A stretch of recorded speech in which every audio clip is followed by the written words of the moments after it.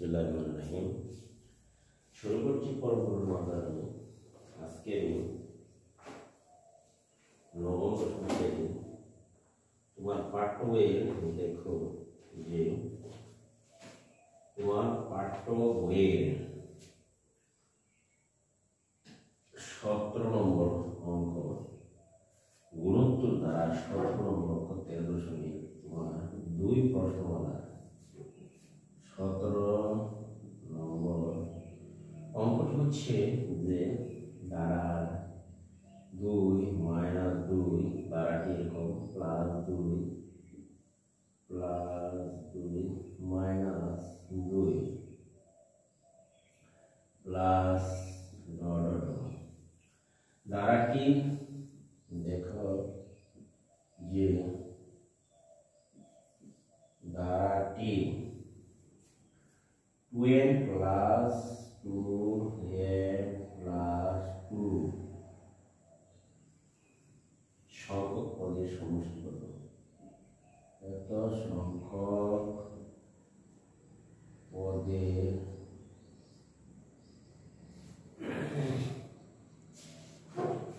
সমষ্টি নির্ণয় করো বা সমষ্টিগত সমষ্টি কত? এই ছিল আমার প্রশ্ন। সমাধান হচ্ছে দেখো আমার এই প্রশ্নটির সমাধান এখানে তুমি লিখতে পারো। দেখো যে ধারা প্রথম পদ ধারার প্রথম পদ আমরা লিখতে পারি 2 সাধারণত বা সাধারণ অনুপাত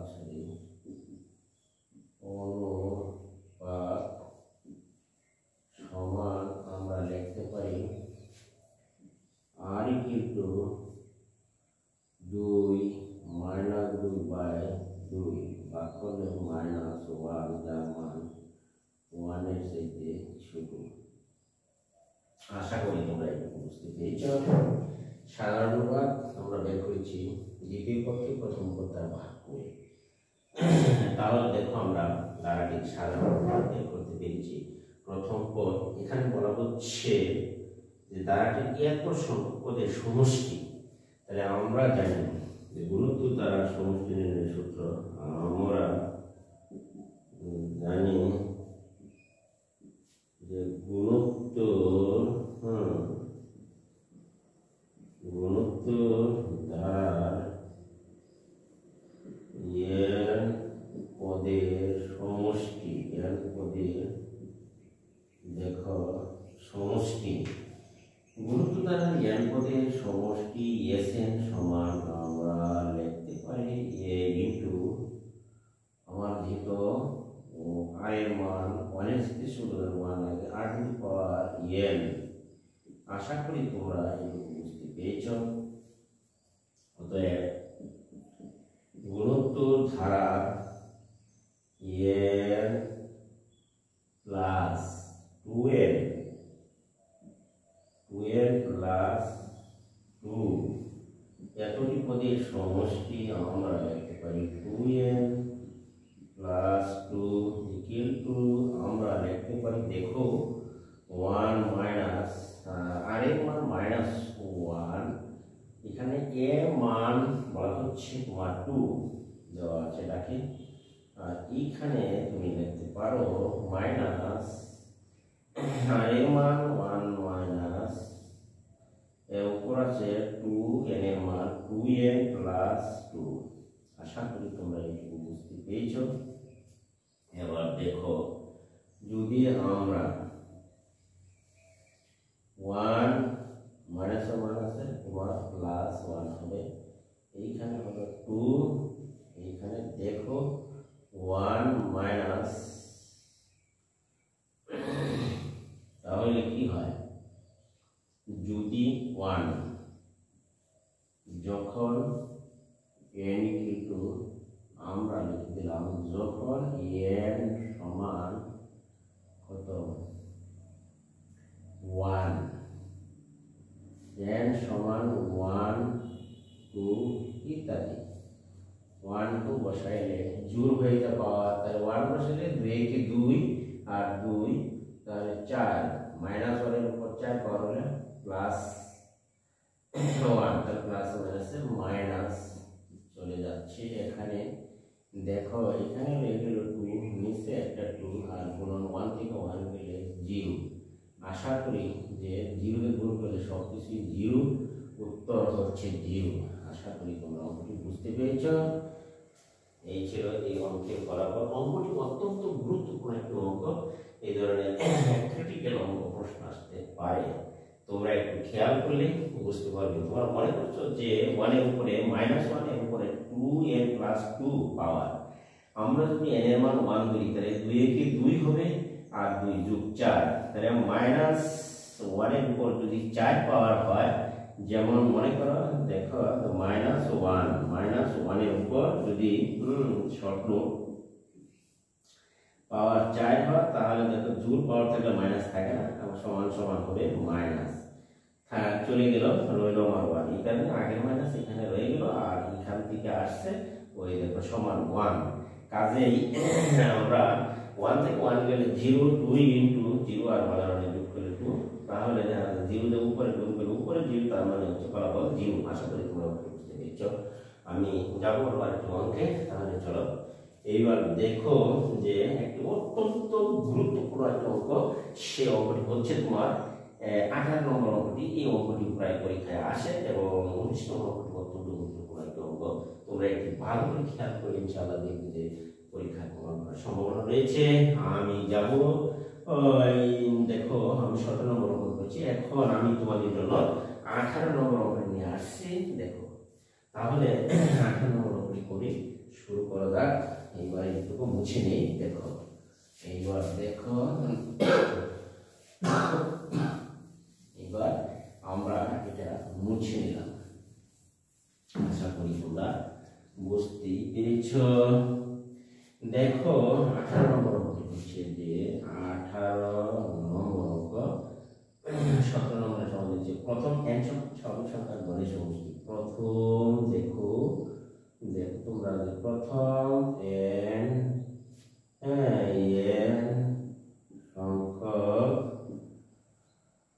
সংখ্যক স্বাভাবিক সংখ্যার সংখ্যক স্বাভাবিক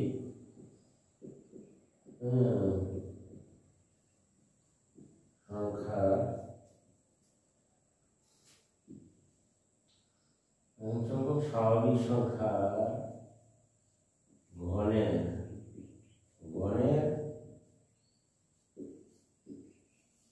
সমষ্টি হচ্ছে 441 হলে এর মান নির্ণয় করে এবং ওই সংখ্যাগুলোর সমষ্টি নির্ণয় হলে এর মান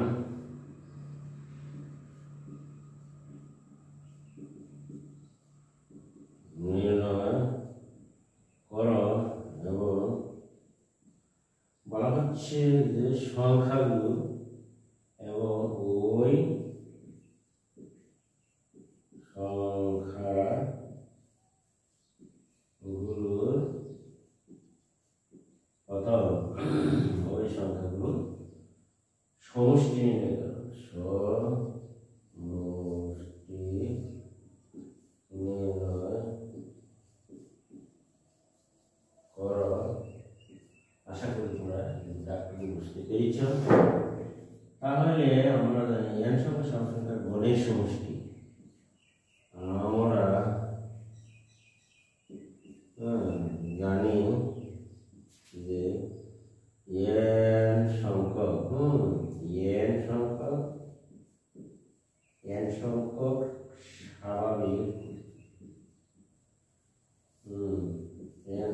স্বাভাবিক সংখ্যার ঘনের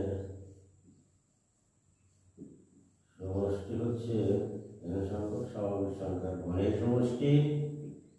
দেখো SL গণের সমষ্টি এস এন সমান এস এন সমান এন ইন্টু এন প্লাস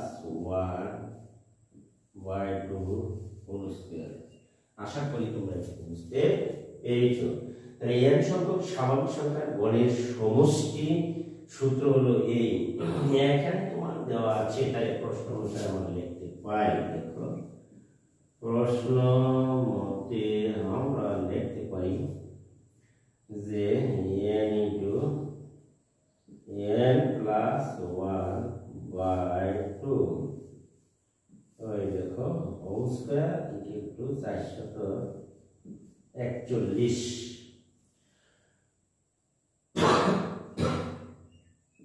441 আমরা লিখতে পারি n স্কয়ার প্লাস n দেখো বাই 2 এর যদি বর্গমূল করি 441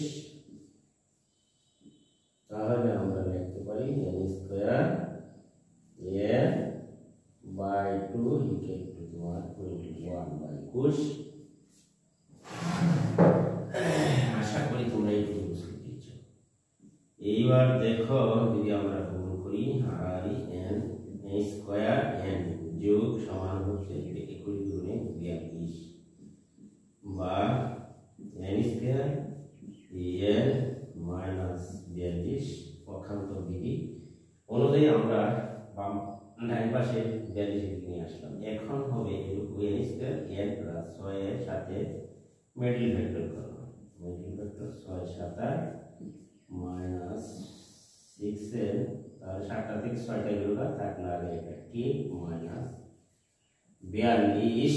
দেখো এবার কমন দাও n কমন n প্লাস 7 আর 6 কমন n প্লাস 7। আশা করি তোমরা এটুকু বুঝতে পেরেছো। বা লিখতে পারি n প্লাস 7 n মাইনাস 6 এটুকু সমান হচ্ছে 0। তাহলে আমরা যেতে পারি এখান থেকে। দেখো এখান থেকে যদি আমরা উপরে যাই তাহলে দেখো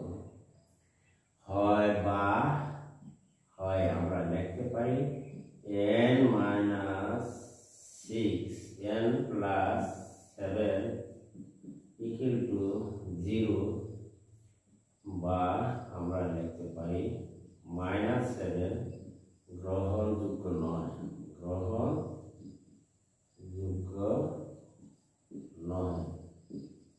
সুতরাং আমরা লিখতে পারি যে n মাইনাস 6 ইকুয়াল টু 0 বা n ইকুয়াল টু 6 গ্রহণযোগ্য মান।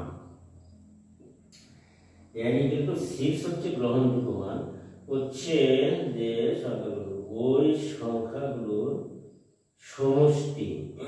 n ইকুয়াল টু এত গণের সমষ্টি এত হলে n এর মান নির্ণয় করো। তাহলে নির্ণয় মান n ইকুয়াল টু 6, অর্থাৎ নির্ণয় মান হচ্ছে n ইকুয়াল টু কত 6 হলে ওই সংখ্যাগুলোর সমষ্টি নির্ণয় করো।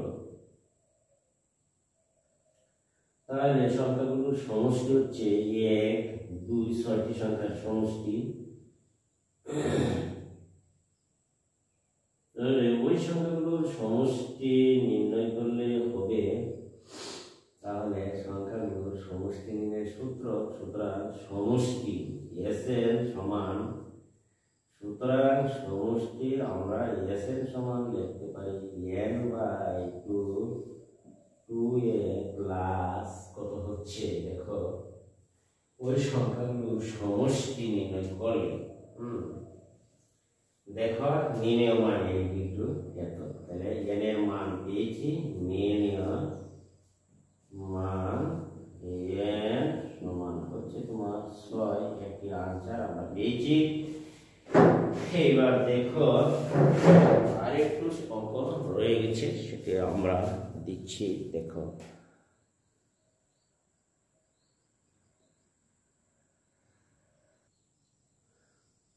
দেখো এখন ওই সংখ্যাগুলোর সমষ্টি কত লেখা যায়, যেমন 6টি সংখ্যার সমষ্টি। সুতরাং আমরা জানি সমষ্টি সংখ্যাগুলোর সমষ্টি Sn সমান স্বাভাবিক সংখ্যা যদি হয় n ইন্টু n প্লাস 1,